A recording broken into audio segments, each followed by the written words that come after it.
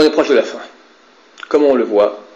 On voit qu'au niveau moral, le monde va à sa perte. Dans le monde occidental, c'est clair, l'immense majorité sont drogués, l'autre immense majorité, c'est les mêmes d'habitude, sont tous obsédés complètement, des propositions de tout ce que tu veux, les choses les plus horribles au niveau des débauches sexuelles, et les petits-enfants, même le porno sur Internet, des petits-enfants déjà, regarde cela. Donc c'est une société en dérive complète, il n'y a plus de notion de famille, il y a des divorces. Gog ou Magog, cette guerre donc où les peuples doivent venir contre nous, nuées doivent venir du fond du Nord, beaucoup, des millions de soldats ou de personnes doivent venir à Jérusalem. C'est en train de se mettre en place. La prophétie de Gog Magog dans Yézéchiel 38 il dit qu'ils viendront du fond du Nord. Le fond du Nord par rapport à Jérusalem, c'est la Russie. Hein, il y a le Liban, après la Syrie, après la Turquie, Géorgie, Russie. Ce roi de Gog ou Magog, le roi Gog, est appelé président à la tête de Mesher et Tuval, comme c'est marqué au début de Yézéchiel 38. Mesher, c'est le même mot que le mot Moscou, Tuval, c'est le même mot que le mot Tbilissi. Tbilissi, c'est la capitale de la Géorgie, juste au nord de Jérusalem. Bonjour à tous. Comme vous venez de l'entendre dans les deux petits extraits, notre avenir n'est pas radieux, surtout pour l'État d'Israël. Dans cette nouvelle vidéo, je vais vous parler de Gog et Magog, deux coalitions militaires planétaires qui, selon la prophétie biblique d'Ézéchiel, devraient envahir Israël quelque temps avant la fin de notre monde. Cette prophétie avait même été utilisée par l'ancien président des États-Unis, George W. Bush, pour essayer de contraindre le président Chirac à l'accompagner dans cette guerre du Golfe en 1991 contre Saddam Hussein. Bush aurait déclaré à Chirac que Gog et Magog étaient probablement à l'œuvre au Proche-Orient et que les prophéties bibliques étaient en train de s'accomplir. C'était quelques semaines avant l'intervention en Irak.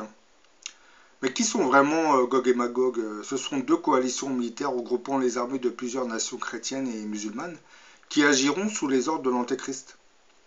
Dans la Bible, et plus précisément au chapitre 13 et 17 de l'Apocalypse de Saint Jean, on évoque l'apparition d'une bête possédant 7 têtes et 10 cornes. En essayant de transposer cette vision de la bête sur le monde actuel, je peux vous en donner la traduction suivante. L'Antéchrist, qui est présenté dans le chapitre 13 de l'Apocalypse de Saint Jean par une bête à 2 cornes, tout comme l'agneau de Dieu, se constituera un conseil composé de 7 ministres religieux, en quelque sorte son gouvernement. L'Antéchrist gouvernera le monde par l'intermédiaire de son conseil composé de 7 ministres religieux. Et pour nettoyer notre monde du mal qui le ronge, l'Antéchrist lèvera plusieurs corps d'armées qui seront recrutés dans les différents pays du monde chrétien et musulman. Et toutes ces armées seront logiquement, et d'après la prophétie biblique, dirigées par 10 cornes, c'est-à-dire les 10 généraux de l'Antéchrist.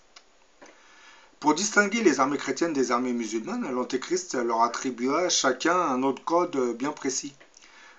Par exemple, les armées chrétiennes porteront comme nom de code Gog, G-O-G, et les armées musulmanes celui de Magog. Je pense que ça, ces noms de code apparaîtront sur les uniformes des armées. Et comme vous le savez, les armées actuelles, qu'elles soient chrétiennes ou musulmanes, n'obéissent plus vraiment aux lois de Dieu, c'est-à-dire les lois divines. Du côté chrétien, les armées agissent pour imposer par la force militaire un système idéologique et économique aux pays du tiers-monde. Le colonialisme des peuples, c'est dans la place au colonialisme économique. La France agissant sur sa sphère d'influence africaine et les États-Unis sur le continent sud-américain. Par exemple, quand la France intervient en Afrique pour soutenir un dictateur, c'est pas vraiment pour le bien du peuple du pays. C'est surtout pour sauvegarder les intérêts des multinationales françaises implantées dans ce pays. Le dictateur, c'est un peu la marionnette qui permet à ces entreprises d'aller piller les richesses du pays. Du côté musulman, les gouvernements sont essentiellement composés de régimes militaires sanguinaires qui n'obéissent qu'à des familles régnantes ou des castes militaires dont les intérêts sont protégés par nos puissances européennes.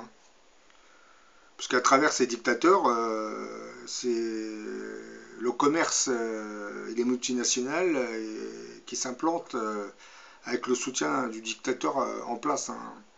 C'est pour cette raison que nos puissances européennes n'ont pas trop, ils ont vu d'un très mauvais œil le printemps arabe. que ce soit en Tunisie, en Libye, en Égypte, en Syrie, et même en Irak, hein. Parce que ces dictateurs stabilisaient le pays tout en empêchant les islamistes de pointer leur nez. C'était un peu le mur, on se protégeait derrière un mur des dictateurs. Bah, l'antéchrist, alias le grand monarque, ne pourra jamais utiliser ce genre d'armée chrétienne et musulmane qui œuvre selon les desseins du diable sur terre. Donc on peut dire que les armées de Gog et Magog se constitueront dans le futur, hein, sur les restes de ce qu'il restera des armées chrétiennes et musulmanes actuelles, hein. Pourquoi je dis les restes, hein? Car je pense que la crise économique qui affecte l'économie de nos nations depuis 2008 se dégradera dans le futur. Elle engendrera des troubles sociaux qui conduiront progressivement au déclenchement de véritables guérillas urbaines qui déstabiliseront progressivement les gouvernements actuels, hein, et leur armée. Du côté chrétien, l'Antéchrist se présentera comme le nouveau chef hiérarchique de l'Union européenne, hein. Il se lancera dans une réforme qui mettra un terme aux institutions politiques et économiques sur lesquelles se reposaient nos oligarchies, hein, dont les élites œuvrent dans le plus grand secret pour l'établissement du règne de Satan sur Terre, hein. Ben, l'Antéchrist mettra en place son gouvernement qui sera composé, comme je l'ai dit, hein, de 7 ministres religieux, hein. Ces derniers réformeront tout le secteur militaire pour former de nouvelles armées, hein, qui seront sous les ordres de l'Antéchrist, bien entendu, hein. Après avoir repris les rênes du pouvoir en Europe, l'Antéchrist se tournera vers le monde arabo-musulman en stimulant de véritables insurrections populaires. Les islamistes de tous ces pays arabo-musulmans finiront par reprendre le pouvoir en constituant de nouveaux corps d'armée qui seront fidèles à l'Antéchrist. Bah, les islamistes se mettront à obéir à l'Antéchrist car les théologiens musulmans, hein, commenceront à dire que l'Antéchrist, alias le grand monarque, est très probablement le Mahdi annoncé par les Écritures. Et à partir de cet instant, l'Antéchrist finira par contrôler le monde d'une poigne de fer, hein. Les 10 généraux de l'Antéchrist, qui seront eux-mêmes accompagnés d'unités extraterrestres, hein, reprendront le contrôle de toute la planète, du moins d'une partie de la planète. Sur une impulsion divine, l'Antéchrist fera marcher les armées chrétiennes qui viennent du Septentrion vers Jérusalem, hein. C'est surtout les armées chrétiennes qui viennent d'Europe, hein. Parce que dans la vidéo, le rabbin parlait de la Russie, mais moi je pencherai plus vers l'Europe. Et il ordonnera ensuite aux armées musulmanes de faire route vers Jérusalem. Et arrivé à Jérusalem, l'Antéchrist, les armées de Gog et Magog, ainsi que le peuple d'Israël, attendront l'intervention du Tout-Puissant. Maintenant que je vous ai donné ma vision de Gog et Magog, je vais vous citer le verset biblique 38 d'Ézéchiel qui fait allusion à cette coalition militaire de Gog et Magog qui avanceront vers la cité de Jérusalem. Le peuple d'Israël doit comprendre qu'à travers Gog et Magog, ce n'est pas le diable qui avance vers Jérusalem, hein.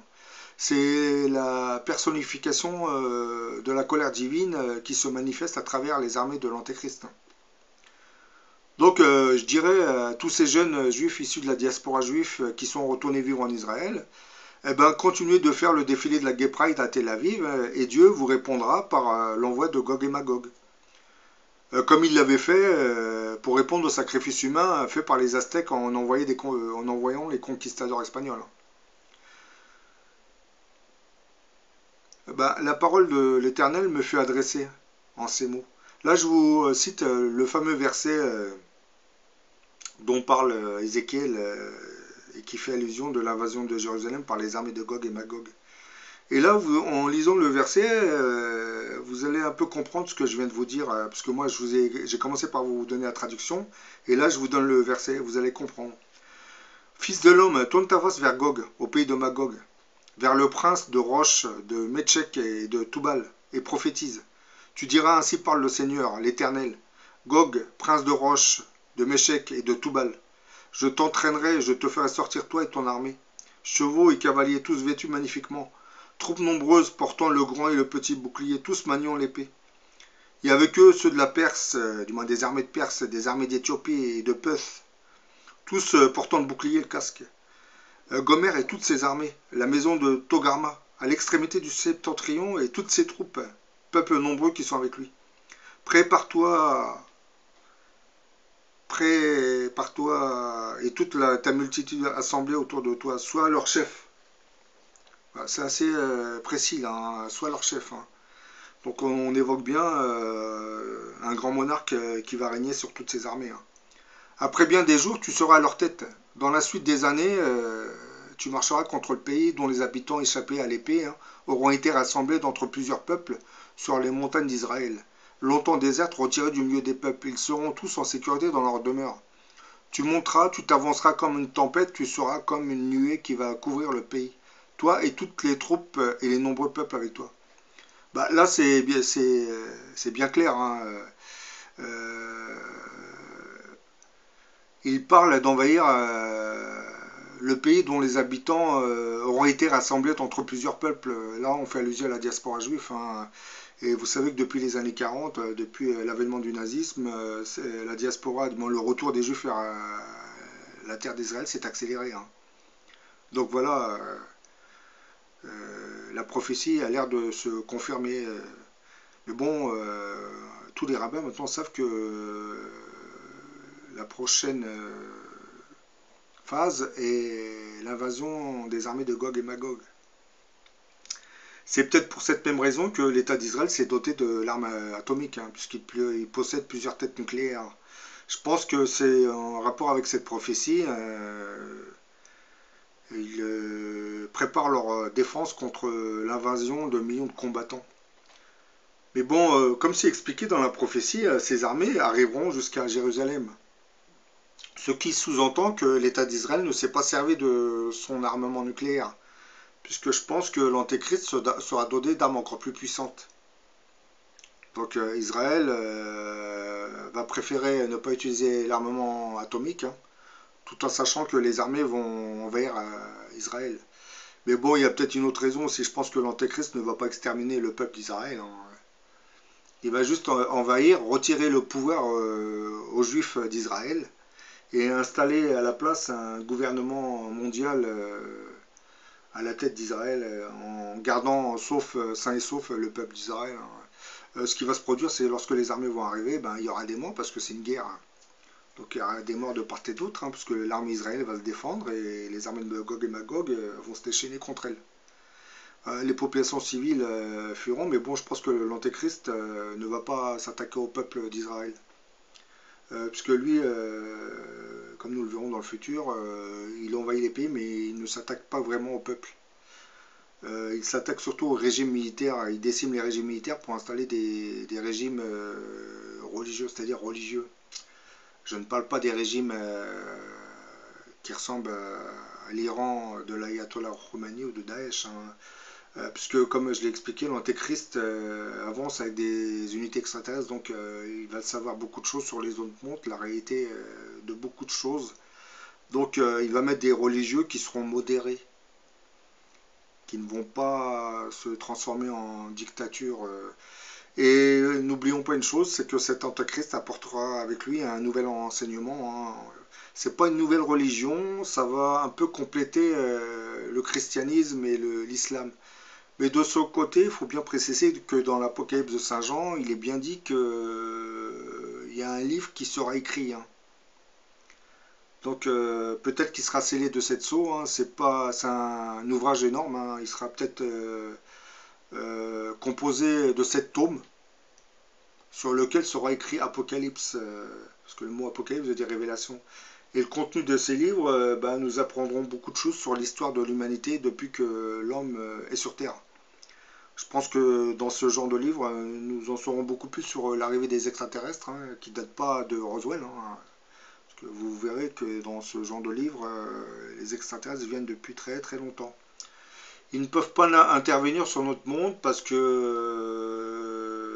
ils savent très bien qu'il y a une main divine qui gère la destinée de chaque monde.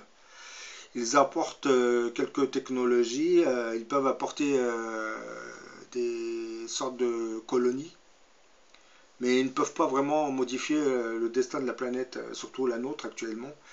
Je pense que les extraterrestres, s'ils n'interviennent pas massivement, c'est qu'ils ont dû recevoir des ordres bien précis pour qu'ils n'interviennent pas. Et comme je l'ai dit dans beaucoup de mes vidéos, il est fort probable que cet antéchrist, du moins, ou le grand monarque, soit né dans les années 70. Donc, sans que nous le sachions, peut-être que le gouvernement français est informé de la situation, hein. Je pense qu'il en sait beaucoup plus que nous, hein. Vous savez, même si vous avez du matériel extraterrestre qui est débarqué et installé dans les casernes militaires, le gouvernement français ne va pas nous en parler. Ça sera complètement censuré. Donc il y a de grandes chances que ce grand monarque ait déjà commencé à convoquer certaines délégations extraterrestres. Parce que comme je l'ai dit, s'il est envoyé par le créateur des mondes, ça sera très facile pour lui. Et le gouvernement français est bien conscient de cette réalité, sauf que le seul souci, c'est que le grand monarque ne travaille pas, ne va peut-être pas travailler avec les autorités françaises, hein. C'est tout le contraire qui va se produire, hein. Les gens vont se soumettre à l'autorité du grand monarque. Et pas le contraire, lui, il ne se soumettra à aucune autorité sur Terre, puisqu'il sait qu'il sera missionné par une main divine, donc il ne se soumettra à aucune autorité. Pourquoi il va séduire les peuples? Je viens de le dire. Je pense que lorsqu'il va envahir les pays, il ne va pas s'attaquer au peuple. Il n'attaquera que les régimes. Et il va réformer les institutions du pays. Bon, peut-être que dans le monde musulman, c'est pas qu'il va modifier les institutions, parce que tout est basé sur le Coran dans certains pays. Il va commencer à dénoncer certaines injustices. Je vais vous donner un exemple parmi tant d'autres. Lorsque vous avez des régimes qui commettent des crimes abominables contre leur propre peuple et qui se permettent le vendredi d'aller envoyer des imams dans les mosquées pour prêcher la bonne parole, là on se pose vraiment des questions.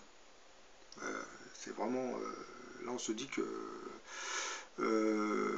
le diable envoie ses imams pour prêcher la bonne parole afin d'endormir encore plus le peuple, pour qu'il ne se révolte pas contre les intérêts de ces régimes militaires. Bon, en Europe, c'est guère mieux en Europe, hein, c'est les oligarchies, donc j'en ai tellement parlé dans mon vidéo, je ne vais pas trop en parler là, parce que c'est pas la thématique du sujet. La thématique c'était Gog et Magog. C'est très bien de ne pas croire aux écrits bibliques, de ne pas croire en Dieu, mais le problème c'est que toutes ces prophéties vont se réaliser. Et lorsqu'on parle de l'antéchrist, les gens disent ouais mais c'est de la foutaise. Le problème c'est que lorsque cette personne arrivera, il va commencer à contrôler le monde. Donc vous parlez de foutaise alors que le futur il sera entre les mains de cette personne. Il faut aussi comprendre ce genre de choses, hein. Et puis ceux qui jouent sur la notion de l'athéisme, ce sont nos oligarchies, hein. Ça leur permet de continuer à gagner et brasser des milliards, hein. Et surtout ceux qui vivent du vice, de la perversion, hein. Je parle du secteur pornographique et tout ça, hein. Là je vais vous faire montrer une petite vidéo de la Gay Pride à Tel Aviv. C'est tout de même incroyable, hein. Et Jérusalem, Israël, le pays qui a vu naître le Christ et je ne sais combien de prophètes, est devenu ce que vous allez voir dans la vidéo. Vraiment une perte des morales religieuses, c'est incroyable. J'ai l'impression qu'avec ce genre de Gay Pride à Tel Aviv, on profane une terre sainte. C'est pour cette même raison que je pense que les armées de Gog et Magog, c'est vraiment la colère divine qui se manifeste contre cet état des choses. Bon, là, je vous fais montrer l'extrait, vous allez comprendre un peu mieux ce que je suis en train de vous dire.